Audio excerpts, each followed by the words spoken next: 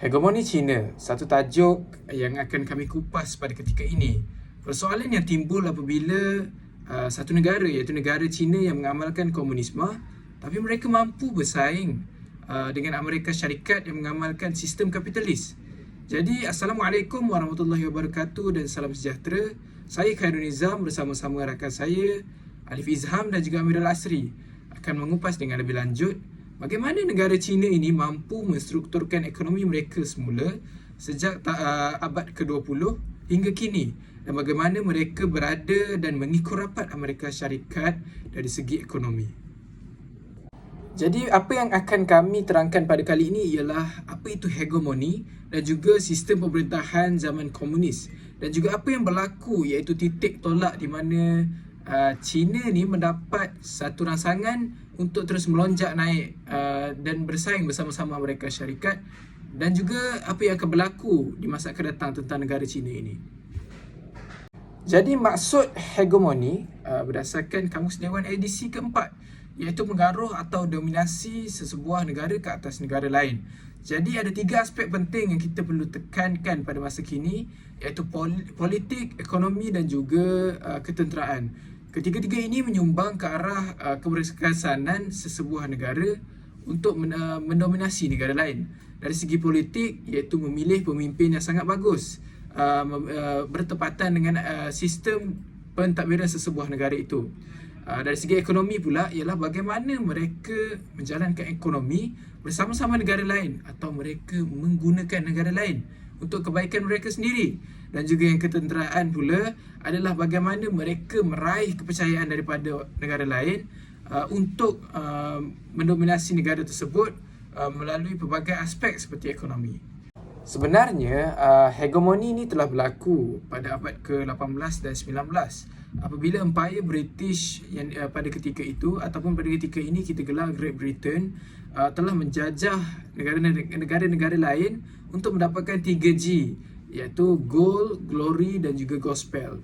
Dan pada masa kini pula kita telah dicucuk oleh jarum-jarum Amerika Syarikat melalui industri perfilman mereka. Ini dikenali sebagai hegemoni kebudayaan yang mereka terapkan melalui media massa yang berlaku pada ketika ini. China mengamalkan pentadbiran komunis, namun terdapat beberapa pentadbiran lagi yang berada di dunia ini, termasuklah demokrasi, monarki dan juga dictatorship dan sebagainya. Dan sebagai info, Malaysia menjalankan demokrasi berparlimen yang merupakan satu-satunya sistem pentadbiran yang sebegitu di dunia ini. Jadi kembali semula kepada ideologi komunisme.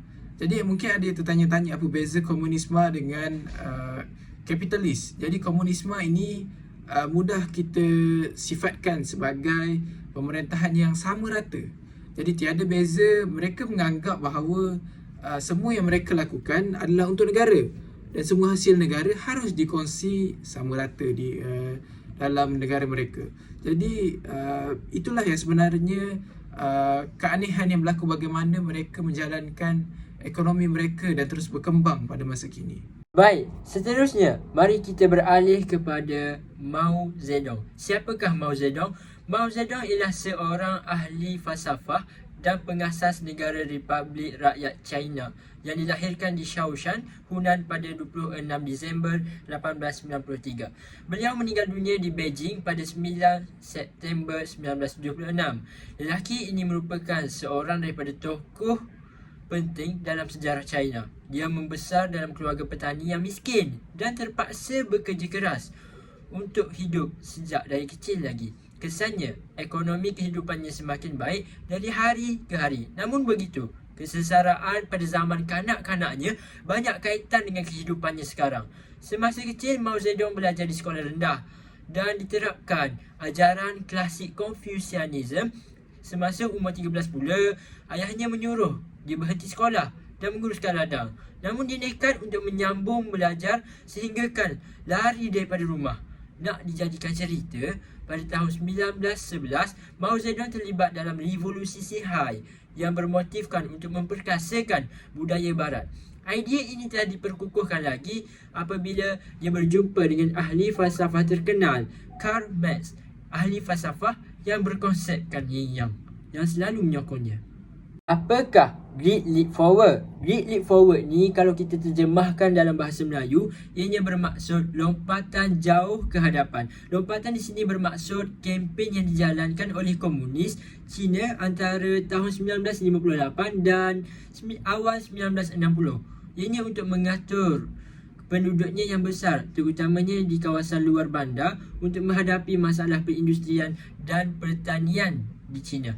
Orang China berharap untuk membangunkan kaedah perindustrian intensif buruh, di mana akan mengurangkan penggunaan mesin dan menggalakkan penggunaan tenaga manusia. Oleh itu, rakyat mereka berharap negara mereka dapat memintas proses perindustrian yang perlahan melalui pengumpulan modal secara beransur-ansur dan pembelian jentera berat. Akhirnya Mao Zedong sedar yang perindustrian dan pertanian ini mampu dibangunkan pada masa yang sama, hanya dengan mengubah tabiat kerja orang ramai dan bergantung kepada buruh, bukannya proses perindustrian yang berpusatkan mesin. Great Chinese Famine. Great Chinese Famine ini berlaku pada tahun 1999 hingga 1961. Great Chinese Famine ini merupakan kebuluran paling mematikan dan juga merupakan bencana buatan manusia yang terbesar yang pernah direkodkan di dalam sejarah, dengan anggaran kematian oleh faktor kebuluran sekitar 15 hingga 55 juta manusia. Faktor yang menyumbang kepada kebuluran ini ialah dasar lonjakan besar atau dikenali sebagai Great Leap Forward yang dipelopori oleh pengurusi Parti Komunis pada waktu itu, Mao Zedong. Antaranya ialah penganggihan makanan yang tidak cekap dalam ekonomi terancang negara, teknik pertanian yang lemah dan 4-Phase Campaign yang telah membawa kepada kekurangan populasi burung pipit sekaligus mengganggu kitaran ekosistem. 4-Phase Campaign ini merupakan kempen untuk menghapuskan tikus, lalat, nyamuk dan burung pipit. Kebuluran besar di China ini juga disebabkan oleh gabungan dasar pertanian radikal, tekanan sosial, salah urus ekonomi dan bencana alam seperti kemarau dan banjir di kawasan pertanian. Baik, sekarang saya akan menceritakan mengenai The Cultural Revolution. Revolusi ini dikenali sebagai Great Proletarian Cultural Revolution yang merupakan satu gerakan sosiopolitik di Republik Rakyat China yang diketuai oleh Mao Zedong pada tahun 1966 hingga pada tahun kematiannya, iaitu pada tahun 1976. Matlamat revolusi ini adalah untuk memelihara komunisme di China dengan menghapuskan kapitalis dalam masyarakat China. Antara kesan daripada revolusi ini adalah aktiviti ekonomi di China berhenti dan kemusnahan budaya masyarakat tempatan. Baik, seterusnya, Deng Xiaoping. Beliau ini merupakan insan yang mengambil alih negara China yang berada dalam keadaan huru-hara pada era Mao Zedong.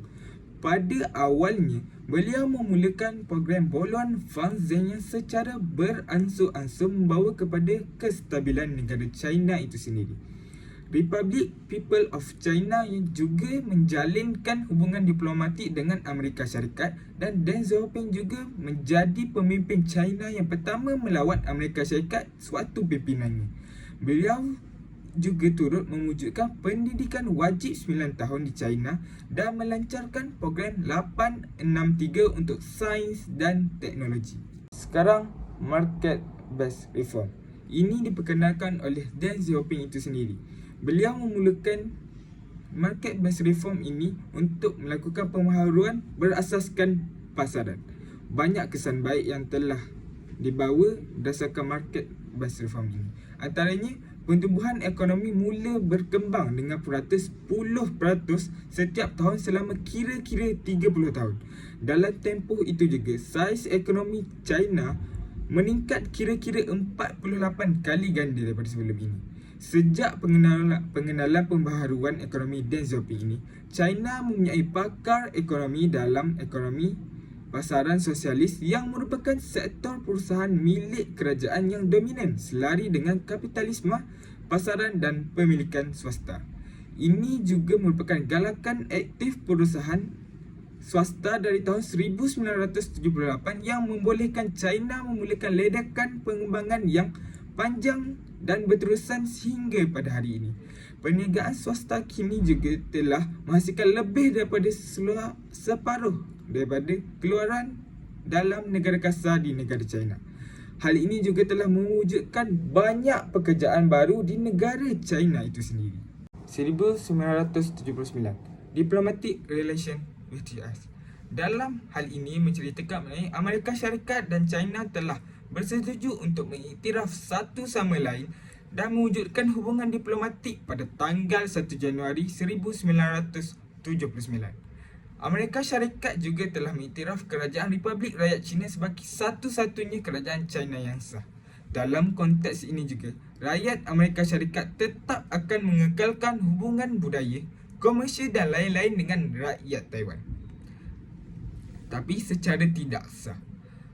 Amerika Syarikat dan Republik Rakyat China juga menegaskan semula prinsip yang dipersetujui oleh kedua-dua pihak dalam Shanghai Communique II dan menekankan sekali lagi bahawa yang pertama, kedua-duanya ingin mengurangkan konflik ketenteraan antarabangsa. Yang keduanya, masing-masing tidak sepatutnya mencari hegemoni di rantau Asia Pasifik atau di mana-mana rantau lain di dunia dan masing-masing akan menentang usaha mana-mana negara atau pihak yang ingin mewujudkan hegemoni tersebut. Yang ketiga, Kerajaan Amerika Syarikat mengakui pendirian China bahawa hanya ada satu China dan Taiwan adalah sebahagian daripada China. Yang keempat, kedua-duanya percaya bahawa normalisasi hubungan China-Amerika bukan sahaja untuk kepentingan rakyat China dan Amerika, tetapi juga menyumbang kepada tujuan keamanan di Asia dan di dunia. Keputusan dan tindakan ini telah membuka lembaran baru dalam sejarah dunia dan kedua-dua negara dan hal ehwal dunia. China The Worst Factory kita boleh bagikan kepada 3, iaitu buruh yang bergaji rendah, cukai yang rendah dan peraturan kilang yang longgar. Seterusnya, saya akan berkongsikan kepada anda apakah itu Special Economy Zone ataupun Zon Ekonomi Khas SEZ. Ianya merujuk kepada beberapa lokaliti di mana perdagangan, pelaburan asing dan domestik dijalankan tanpa kebenaran pusat China. Zon ekonomi khas ini bertujuan untuk berfungsi sebagai zon pertumbuhan ekonomi yang pesat dengan menggunakan insentif cukai dan perniagaan bagi menarik pelaburan dan teknologi asing. Selain itu, wujud juga kawasan free market di mana merujuk kepada kawasan rendah cukai, kawasan yang mudah berniaga dan kawasan yang kurang peraturan. Special Economy Zone ini terbahagi kepada 4 zon ekonomi khas pertama yang telah diwujudkan pada tahun 1980 di pantai tenggara China, iaitu yang pertama State Level New Areas, yang kedua Pilot Free Trade Zones, yang ketiga SEZS dan yang keempat Coastal Open Cities L.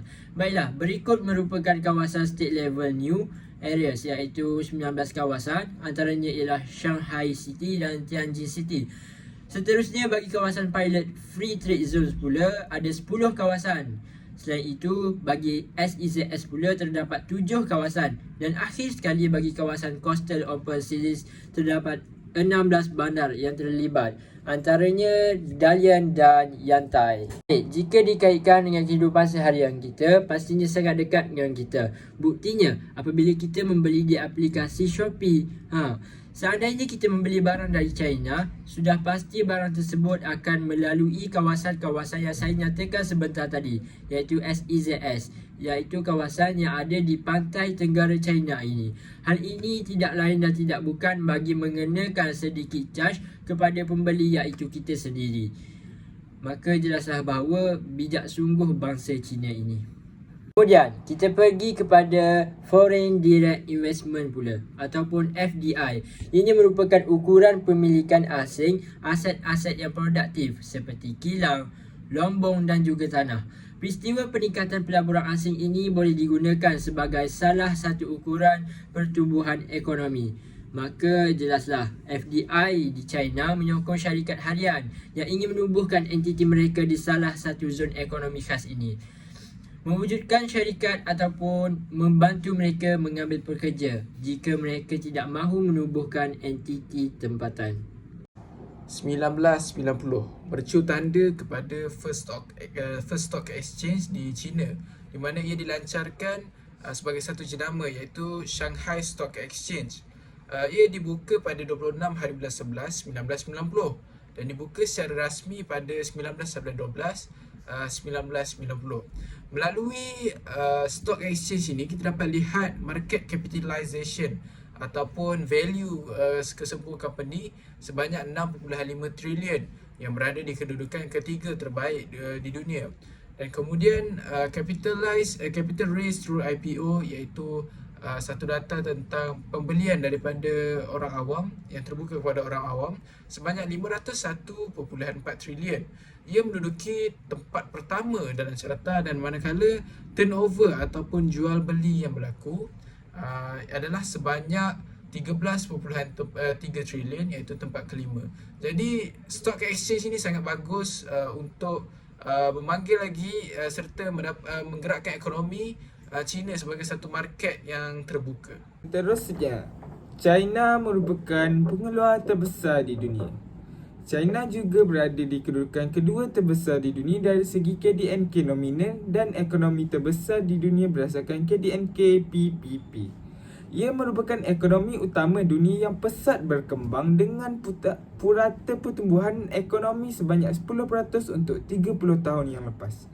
China juga merupakan pengeksport terbesar dan pengimport kedua terbesar barangan di dunia. 6 rakan dagangan utamanya ialah Amerika Syarikat, Jepun, Hong Kong, Korea Selatan, Taiwan dan Jerman. Dengan rakan dagangan ini, mereka telah membentuk lebih daripada 50% daripada jumlah perdagangan antarabangsa China. Seterusnya, berikut merupakan Gross Domestic Product (GDP) ranking, iaitu carta keluaran dalam negara kasar ataupun lebih dikenali sebagai KDNK. Jika kita tengok dalam jadual di bawah, ianya menunjukkan bahawa negara China berada pada kedudukan kedua selepas Amerika Syarikat dan tempat pertama dalam Asia. Maka jelaslah bahawa China turut mempunyai kadar KDNK yang kukuh. Terusnya, kekuatan ketenteraan. Dengan sekitar 2 juta tentera aktif, China merupakan negara yang mempunyai jumlah tentera terbesar di dunia.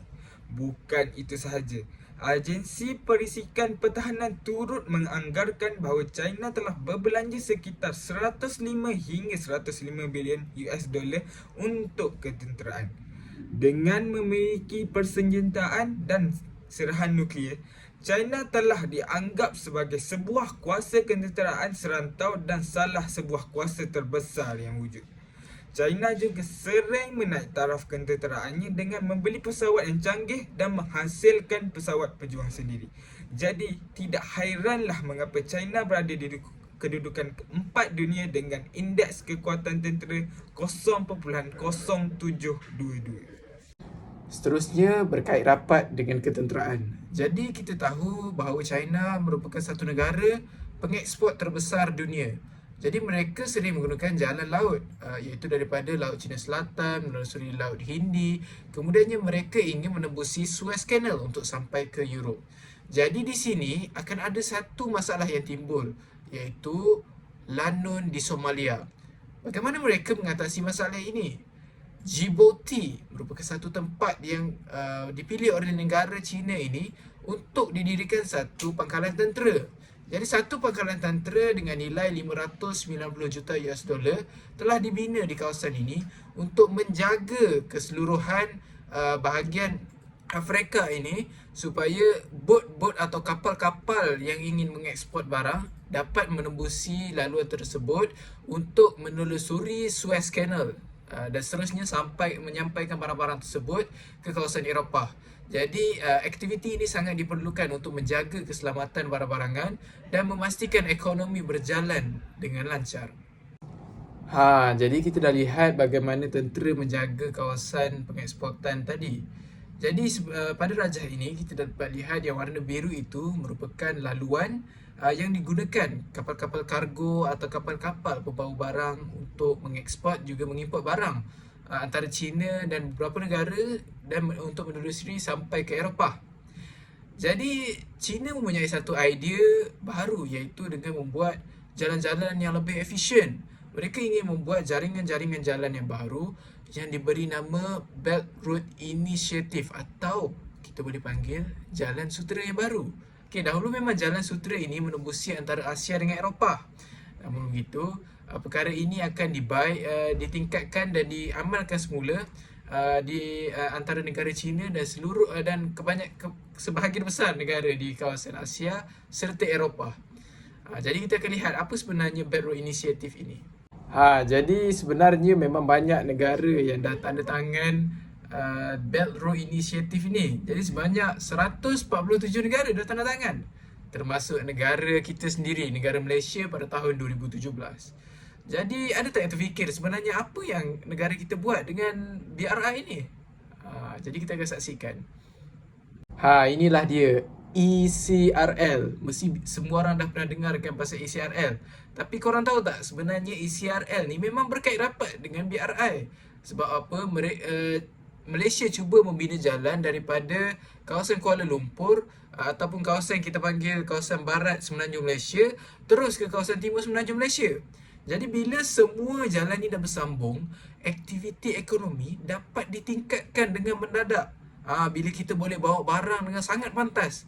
Okay, bila kita boleh membawa penumpang atau menggerakkan manusia dengan sangat laju, jadi aktiviti ekonomi meningkat. Jadi kita boleh sambungkan perjalanan kita ni melalui jalan darat ke negeri China. Jadi sebab itulah China nak bina BRI ni supaya dia dapat kelebihan daripada ini dan juga kita dapat kelebihan ini. Jadi kita harus gunakan dengan sebaik mungkin. Jadi kenapa dia nak kurangkan jalan laut ni? Tahu tak yang jalan laut ni amat sukar sebab mempunyai banyak lanun. Okey, yang pertama. Yang kedua, dia sebenarnya kelajuan pengeksportan juga akan terkesan. Tahu tak yang kapal kargo ni dia boleh bergerak 20 hingga 40 km sejam saja. Tengok dia punya saiz.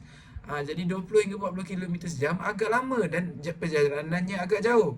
Ada pula angin, ombak dan sebagainya halangan dekat situ.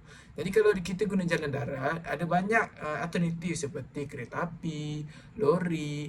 Jadi apabila seluruh tanah pamah ni bersambung ataupun kita panggil kawasan daratan ni bersambung, jadi amat mudah untuk kita mengeksport dan mengimport barang. Jadi itulah sebabnya kenapa BRI ni dilihat sebagai satu idea yang sangat menarik untuk China melipat kali gandakan ekonomi mereka. Jadi itu sahaja rangkuman itu sahaja tentang BRI ini. Alhamdulillah, kita sudah sampai ke penghujungnya. Jadi saya ada satu persoalan di mana persoalan saya, apakah yang akan berlaku kepada China di tahun-tahun akan datang? Adakah China masih lagi berada di tangga yang kedua dari segi kemajuan ekonomi selepas Amerika Syarikat? Ataupun mungkin jatuh merudung ke bawah? Ataupun Malaysia mungkin akan lebih maju daripada negara China? Namun pada pendapat saya, negara China akan 100% akan melintasi Amerika Syarikat seandainya tiada sebarang pergolakan yang berlaku, khususnya dalam bicara ekonomi di dunia ini. Terima kasih. Sekian sahaja daripada kumpulan kami. Saya Asri dan juga kawan-kawan saya Khairul dan juga Alif Izham. Terima kasih.